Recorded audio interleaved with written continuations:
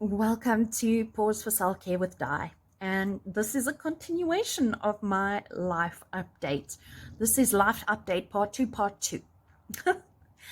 um, this is more about obtaining a protection order. So, if you watched what happened on my son's channel, thank you so much. Because of all the abusiveness from downstairs, from this psychopath, I decided to get a protection order. My husband took me to the Pound Town Magistrates Court, and I went to the clerk of the court, basically the domestic violence section. The lady who came out spoke to me and said, you need to fill out basically an affidavit on this protection order stating your latest incidents that occurred.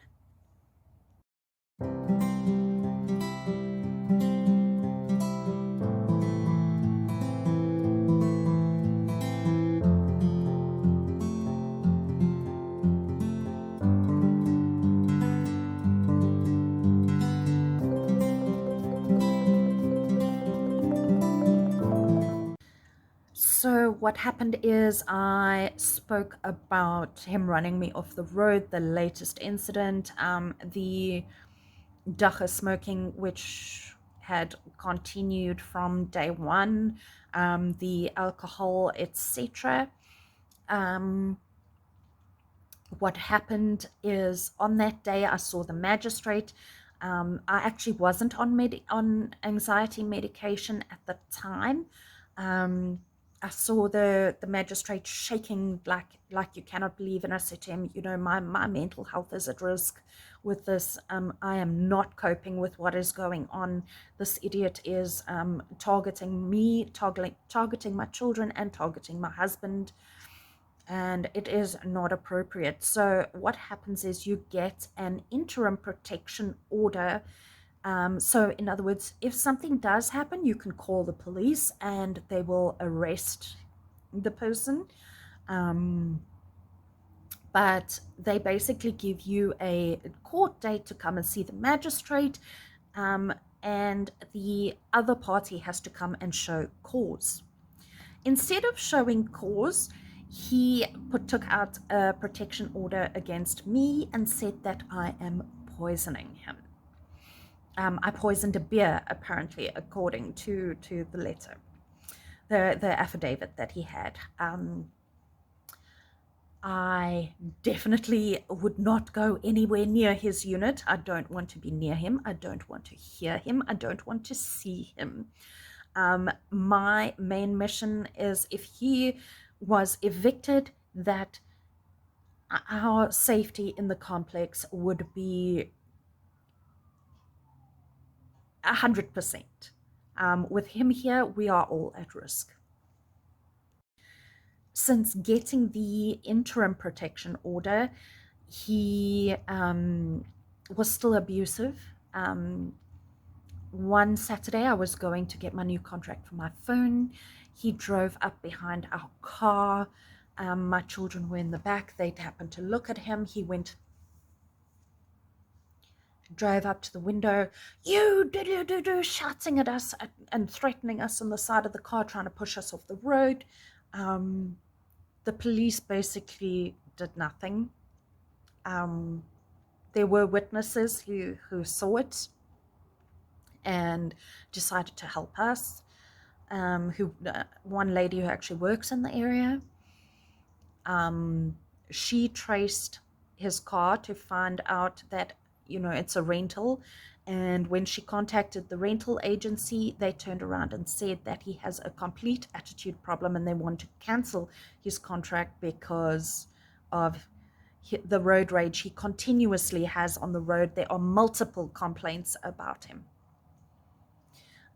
We forwarded this information to his foster parents, the owner of the unit. They did nothing. There are multiple times that you will have to go and see the magistrate if you apply for a protection order.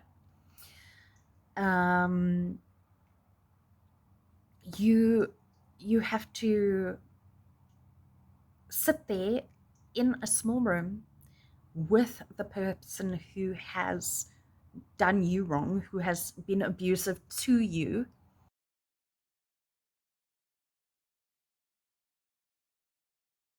Because of COVID, you have to stand in a queue outside court, where he will be standing too. He stood there and stared at me when he should have actually been facing in the other direction, trying to intimidate me. I actually had to call security to tell him to stop, and the security said, "You know what? You'll get your chance in court. Turn around and look the other way." Yeah, it's not easy. On that occasion was my first appearance to see the magistrate. I had a panic attack in the magistrate's office. It was apparently so bad that she offered to call an ambulance to come and get me. Yeah, not easy on my mental health. And this is the reason why I say to every woman who is trying to get a protection order, please make sure that you have court support. Family members, anybody, please. Your mental health is so important, and it's so important that you have the support you need in this situation. In between seeing the magistrate, the noise escalated downstairs. He called the SPCA on us. The SPCA came in and they said, it was fine. They initially thought that Cammie's birthmark on her forehead was an injury. Our animals are fine. That was extremely stressful because my animals are my life. I'd never run over my own cats and leave it to die in the garage.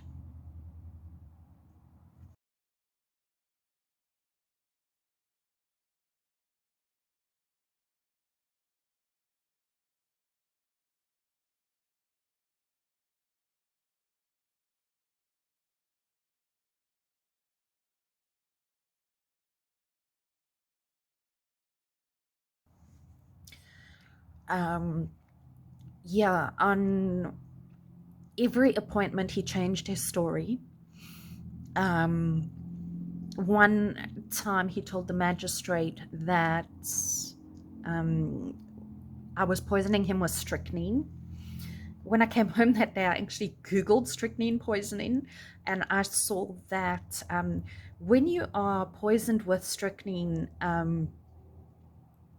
you actually have seizures and you can't control your body. It's if you have any knowledge of Parkinson's, it's kind of similar to that, according to what I researched. So yeah, he definitely doesn't have strychnine poisoning.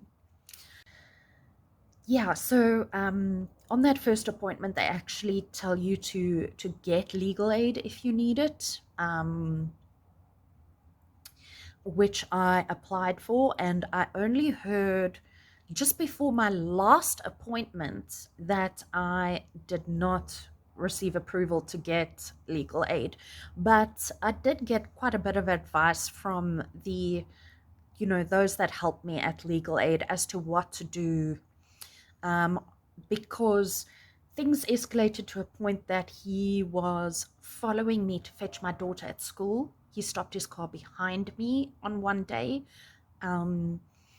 I decided to get evidence of him doing this. And on one occasion, I parked in a completely different spot. And I actually have photographic and video evidence of him following me to fetch my daughter at school. My daughter has a video on her phone of him following us home on an occasion that he went out. So what he'd do is when we leave home, he follows us out to the school. He obviously turns around at the KFC at the robots, turns back down and comes back up the road again. And yeah, that's what happens. I do have photographic evidence of it, which yeah, is it's quite disgusting that he gets away with this.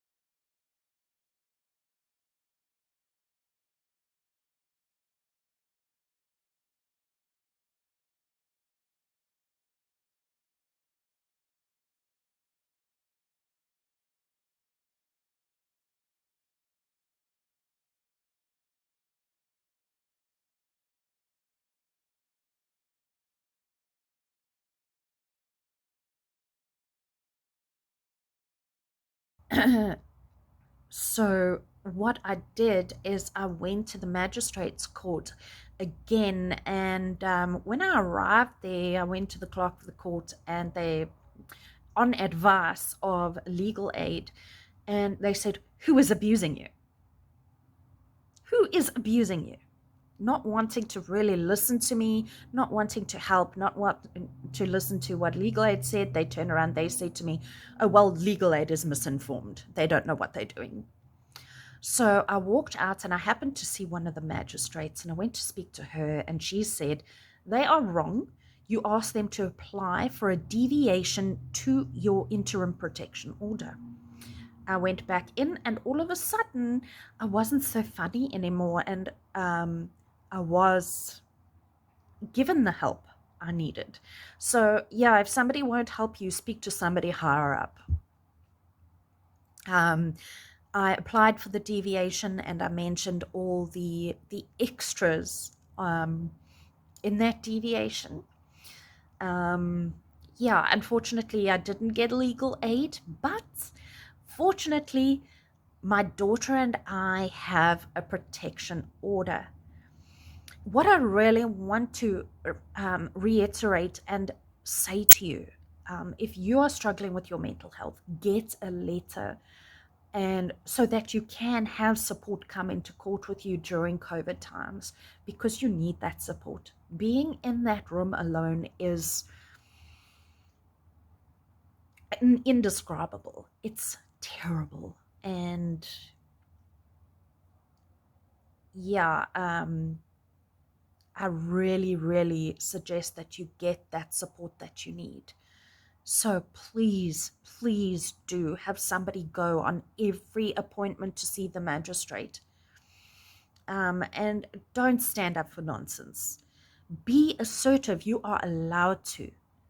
You are an amazing being as a woman, and you deserve the protection and the kindness and the care that you need to be afforded.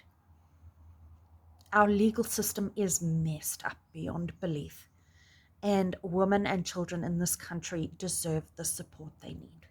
So, yeah, if you are thinking of getting a protection order, yes, it will be difficult, but it is so important to make those steps and do it.